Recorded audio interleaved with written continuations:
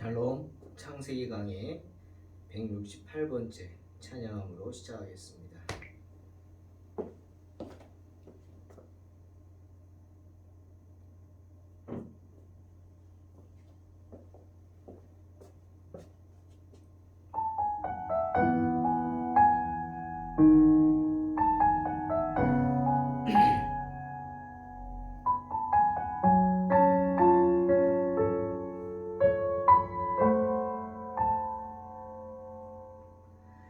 이 세상을 살아가는 동안에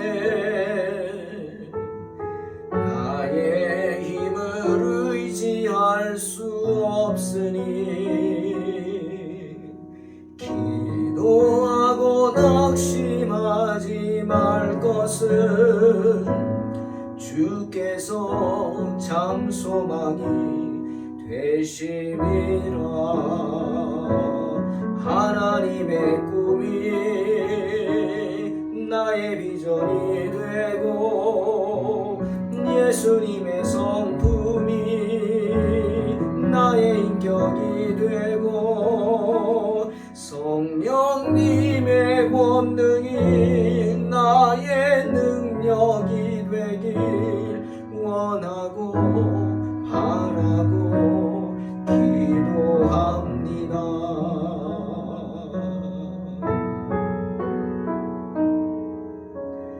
이 세상을 살아가는 동안에 나의 힘을 의지할 수 없으니 기도하고 낙심하지 말 것은 주께서 참 소망이 되심이라. 주의 길을 걸어가는 동안에 세상의 것 의지할 수 없으니 감사하고 낙심하지 말 것은 주께서 참 기쁨이 되심이라. 하나님의 꿈이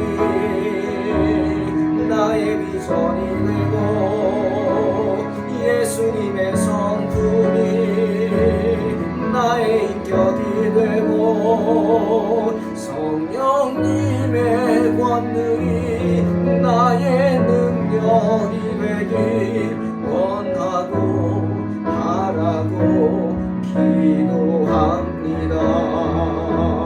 하나님의 꿈이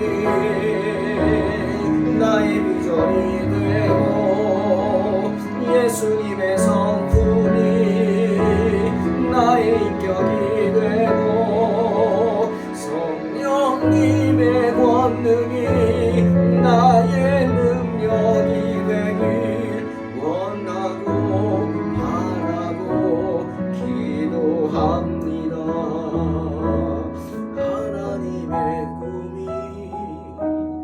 나의 비전이 되고 예수님의 성품이 나의 인격이 되고 성령님의 권능이 나의 능력이 되길 원하고 바라고 기도합니다. 원하고 바라고 기도합니다.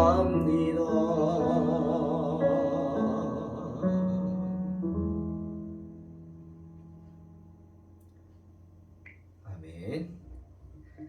창세기 37장 5절로 11절 봉독합니다. 요셉이 꿈을 꾸고 자기 형들에게 말하매 그들이 그를 더욱 미워하였더라. 요셉이 그들에게 이르되 청하건대 내가 꾼 꿈을 들으시오. 우리가 밭에서 곡식단을 묶더니 내 단은 일어서고 당신들의 단은 내 단을 둘러서서 절하더이다. 그의 형들이 그에게 이르되 내가 참으로 우리의 왕이 되겠느냐, 참으로 우리를 다스리게 되겠느냐 하고 그의 꿈과 그의 말로 말미암아 그를 더욱 미워하였더니 요셉이 다시 꿈을 꾸고 그의 형들에게 말하여 이르되 내가 또 꿈을 꾼즉 해와 달과 11별이 내게 절하더이다 하니라. 그가 그의 꿈을 아버지와 형들에게 말하매 아버지가 그를 꾸짖고 그에게 이르되 내가 꾼 꿈이 무엇이냐? 나와 내 어머니와 내 형들이 참으로 가서 땅에 엎드려 내게 절하겠느냐? 그의 형들은 시기하되 그의 아버지는 그 말을 간직해 두었더라. 아멘. 이스라엘에 대한 이야기 중에서 그의 아들들에 관한 이야기가 계속되고 있습니다. 특히 성경은 야곱의 아들 요셉에 대한 이야기를 집중적으로 합니다. 그리고 요셉과 다른 형제들과의 관계에 대한 이야기를 오늘 하고 있습니다. 우리는 다른 형제들에 비해 요셉의 성격이 매우 강직하고 정직했다 이야기를 했습니다. 때문에 요셉은 다른 형제들의 비행을 보고는 참지 못하죠. 일일이 아비에게 일러 바쳤습니다. 그런 요셉을 보고 다른 형제들은 정말 요셉을 미워했겠지만 아버지만은 아니었습니다. 아버지만은 그런 요셉을 더욱 신뢰했을 것입니다. 한번 생각해 보십시오. 이스라엘 사람들에게 양은 정말 생명과도 같은 귀한 존재입니다. 그런데 야곱은 이제 나이가 많아서 양치러 멀리 못 갑니다. 양들에게 풀을 뜯겨야 되는데 인근에 있는 풀들이 얼마나 있겠습니까? 그래서 멀리까지 양들에게 풀을 치러 갑니다. 풀을 먹이러 갑니다. 양을 치러 가는 거죠. 그런데 가는 길에는 물론 위험이 많습니다. 양들이 눈이 나빠서 구덩이에 발이 빠져서 여러분 짐승이 다리가 부러지면 죽죠. 그냥 살아있어도 죽입니다. 왜? 가능성이 없기 때문에. 누가 다리 다친 양을 이고 다니겠습니까? 또 짐승들이 노리죠. 야생 짐승들이 양을 노려서 죽이기도 합니다. 또 낭떠러지에 눈이 나쁘기에 떨어져 죽기도 합니다. 여러 가지 이유로 양들을 잃어버릴 수 있습니다. 맞습니다. 하지만 그 말인즉슨 주인이 아니라 싹꾼들이라면 언제든지 양을 빼돌릴 수 있다는 겁니다. 양을 다른 곳에 팔아버리고 그냥 나쁜 짐승이 와서 양을 빼앗아갔다 말하거나 양이 구덩이에 떨어져서 그만 죽었습니다 말하든지 등등 거짓말을 할 수도 있는 겁니다. 여러분 이건 목자의 마음이 아니면 알 수 없죠. 정말 얼마나 믿음이 가는 믿는 사람이 아니면 자기 양을 맡길 수 없습니다. 좀 다른 이야기지만 하나님도 우리에게 주의 종들을 목자라고 합니다. 내가 내 양을 너에게 맡겼다고 합니다. 그 마음을 한번 생각해 봐야 합니다. 하나님의 양을 하나님께서 우리에게 맡겨주셨다는 겁니다. 그러니 그 양을 어떻게 해야 돼요? 잘 쳐야죠. 팔아버리거나 다치게 하거나 죽어가는데 모른 채 하거나 그렇게 해서는 안 되겠죠. 그러고는 이렇게 됐습니다 하면 안 되겠죠. 지금 야곱도 그런 겁니다. 그래서 정말 믿을 수 있는 사람들에게 자기의 양을 맡기는데 그냥 그래도 가장 믿을 수 있다고 생각하는 게 아들들이죠. 그래서 야곱의 아들들이 양을 맡았지만 이 아들들이 어떻습니까? 요셉이 따라다니면서 보니까 온갖 비리들이 많은 거예요. 아비에게 얘기합니다. 어떤 형이었죠? 아버지 어땠습니다? 어떤 형이요? 양 안 치고 누워서 자기만 해서 양이 짐승에 물어 뜯긴 게 많습니다. 뭐 이런 것들. 더한 것도 있겠죠. 정말 아비 앞에서는 아닌 척하지만 밖에 나가면은 정말 망나니 짓하는 그런 아들들이 많았을 것입니다. 그들의 성품을 보면 그래요. 그래서 요셉을 동행시키는데 그 중에 야곱이 제일 믿지 못했던 사람들이 누굴까요, 여러분? 당연히 첩의 아들들이겠죠. 야곱도 마음이 떴잖아요, 첩들한테. 그래서 요셉이 첩의 아들들 단, 납달리, 갓, 아셀을 쫓아갔는지도 모릅니다. 따라가라고 야곱이 그랬을지도 몰라요. 그러니 그들은 정말 요셉이 싫었겠죠. 그러나 이들만 아니에요. 레아의 아들들도 마찬가지였습니다. 때문에 지난 4절에 뭐라 그랬어요? 그의 형들이 아버지가 형들보다 그를 더 사랑함을 보고 그를 미워하여 그에게 편안하게 말할 수 없었더라 라고 성경은 말하는 겁니다. 아마도 요셉을 미워한 형제들이 요셉이 가까이 오면 하던 말도 멈췄을 것이고 하던 일들도 멈췄을 것입니다. 그런데 오늘 본문을 보니까 야곱의 다른 아들들이 요셉을 미워한 이유가 이 요셉의 그런 정직함, 불의를 보고 참지 못하고 정직하게 잘못을 지적하는 그런 성격 때문만은 아니었습니다. 더 중요한 이유가 있었던 것 같아요. 형제들이 야곱을 미워한 것만이 아니라 어떻게 해요? 두려워했습니다. 요셉을. 형제들이 요셉을 미워한 것만 아니라 두려워했어요. 왜요?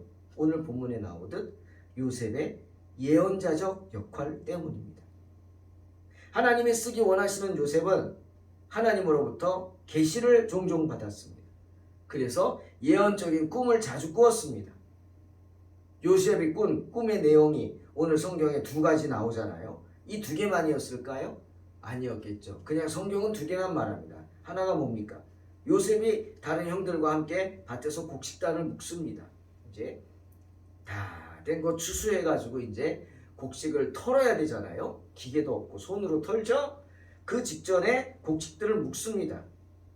근데 요셉이 묶은 단이 일어서고 그 요셉이 묶은 단 주변으로 다른 형제들이 형제들의 그 단이 일어서서 둘러서서 절을 했다. 그런데 그 꿈 이야기를 요셉은 자신이 꾼 그대로 형제들에게 이야기를 합니다. 그러자 형들이 흥분하고 화를 내고 난리가 났죠. 야, 네 말인즉슨 우리 왕이 된다는 말이냐? 네가 참으로 네가 우리를 다스리겠다는 거냐?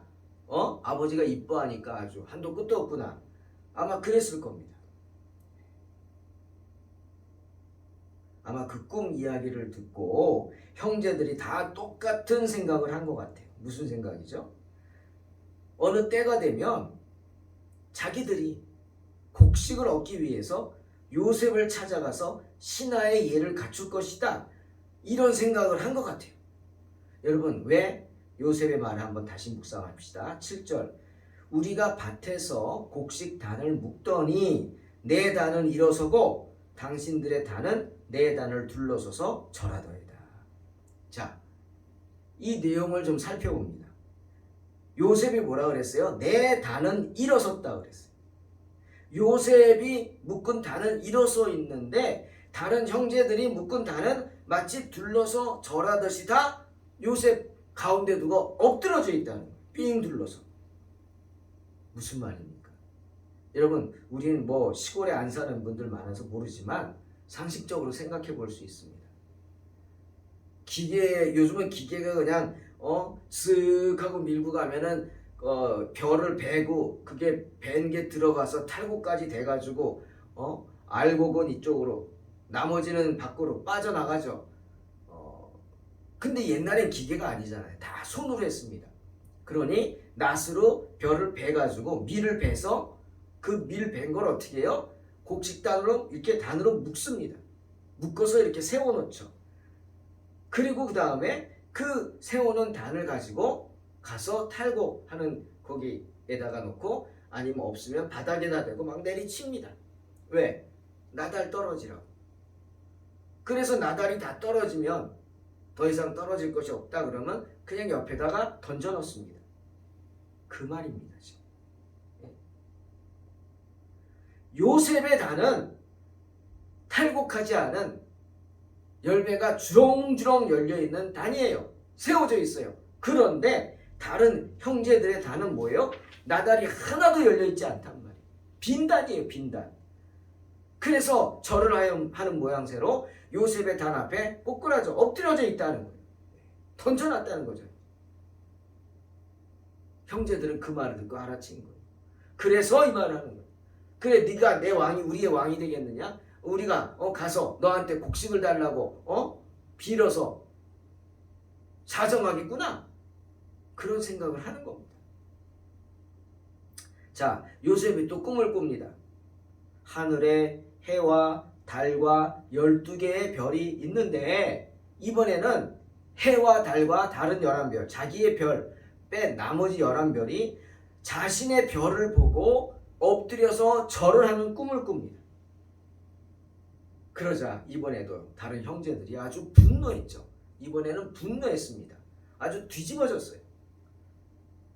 야, 네가 진짜 우리 왕이 된다는 거냐?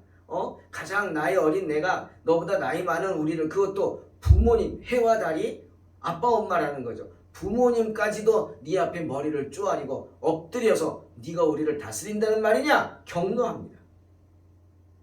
근데 진짜 그렇게 됐잖아요. 그죠?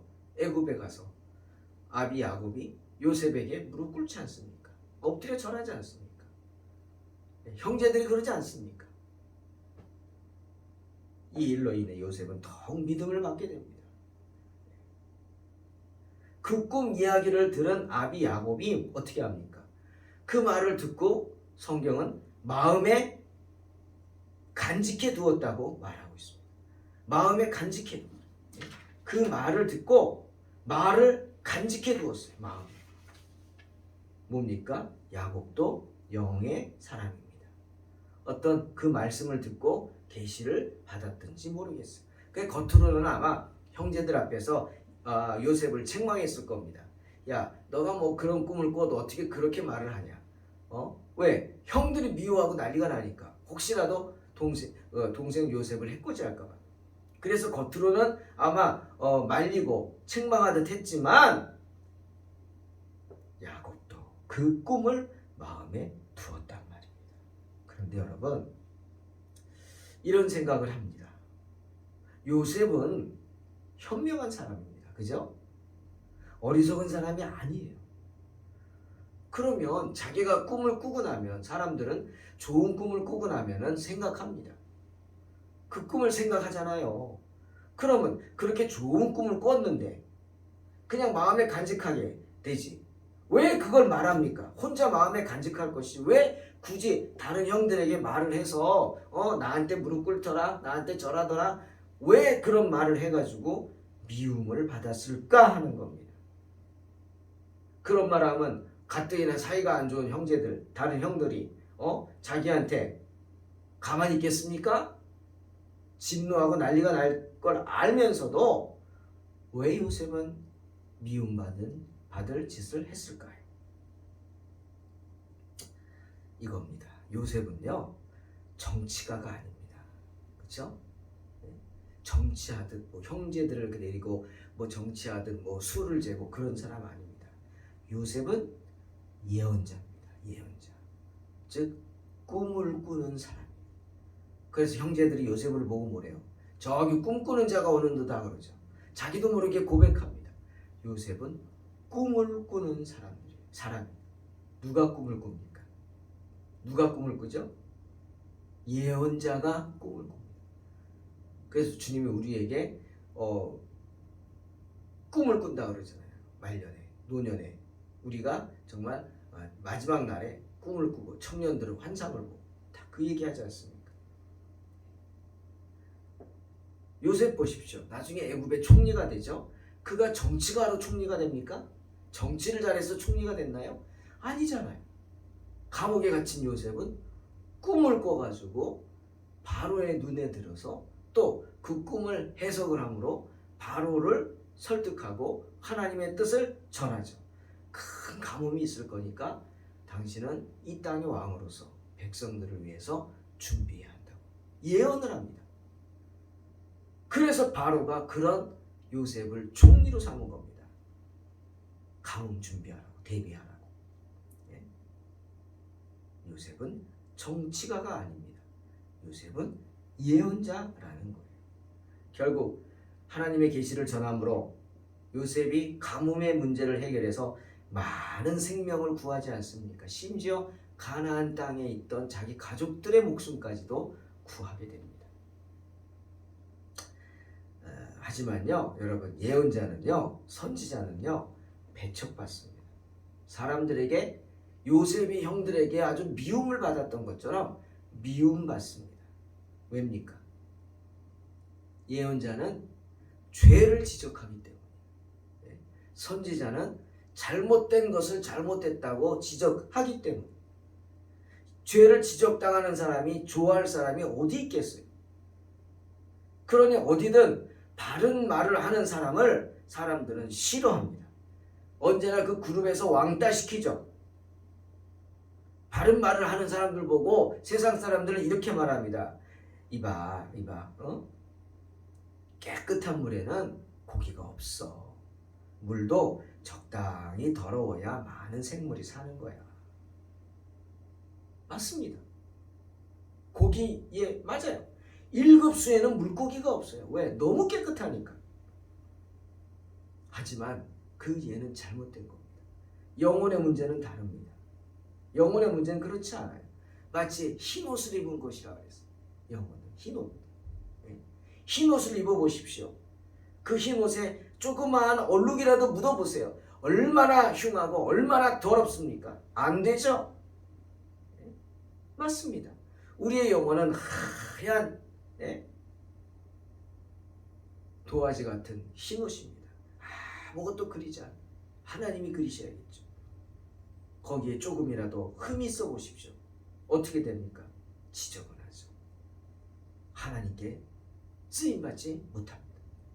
때문에 주님도 고향에서 배척당하신 거 아닙니까? 마태복음 13장 57절에서 주님이 고향 나사렛에 가서 복음을 전하니까 많은 기적을 행하진 않았습니다. 왜? 그들의 믿지 않음으로 인해서. 근데 그들이 믿지 않아요. 도리어 저거 누구냐? 요셉의 아들 아니냐?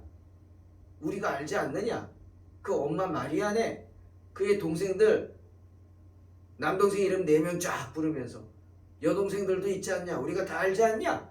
이러면서 배척을 합니다. 그때 이런 말씀이에요. 예수를 배척한지라 예수께서 그들에게 말씀하시되 선지자가 자기 고향과 자기 집 외에서는 존경을 받지 않음이 없느니라 말씀하십니다. 그러니 요셉은 구덩이에 던져질 수밖에 없었습니다. 왜? 선지자이기 때문에, 예언자이기 때문입니다. 요셉은 그렇게 자신이 핍박받을 것을 알면서도 그 예언자의 사명을 감당할 수밖에 없었습니다. 몰라서 그런 것이 아닙니다. 우리 나중에 요셉 얘기할 때 보디발의 아내와의 관계를 얘기할 때도 말하겠지만 몰라서 그런 게 아닙니다. 내 사명이기 때문에 안 되는 겁니다. 사랑하는 성도 여러분, 저와 여러분도 세상 사람들로부터 좋은 것이 좋은 것이라고 술에 물 탄 듯 물에 술 탄 듯 살라 이런 말을 자주 듣습니다. 하지만 아닙니다. 사도 바울도 에베소서 5장 8절에서 분명히 말하죠. 너희가 전에는 어둠이더니 이제는 주 안에서 빛이라. 빛의 자녀들처럼 행하라. 그 말씀을 기억하시기 바랍니다. 그리고 주님도 말씀하셨죠. 요한복음 16장 33절.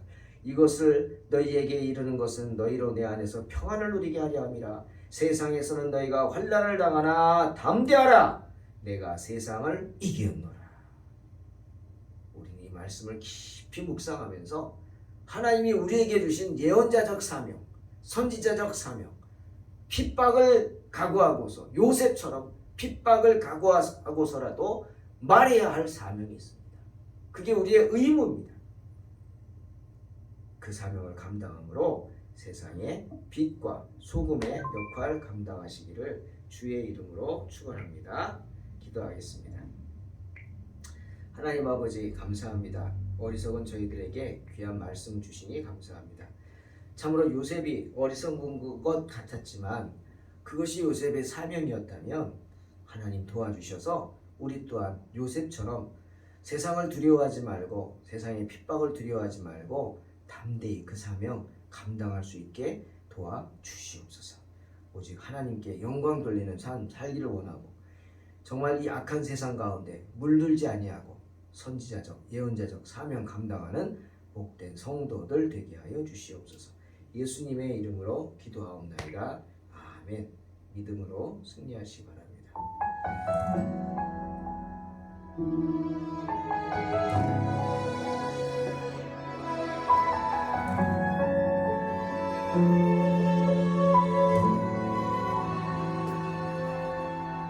이 세상을 살아가는 동안에 나의 힘을 의지할 수 없으니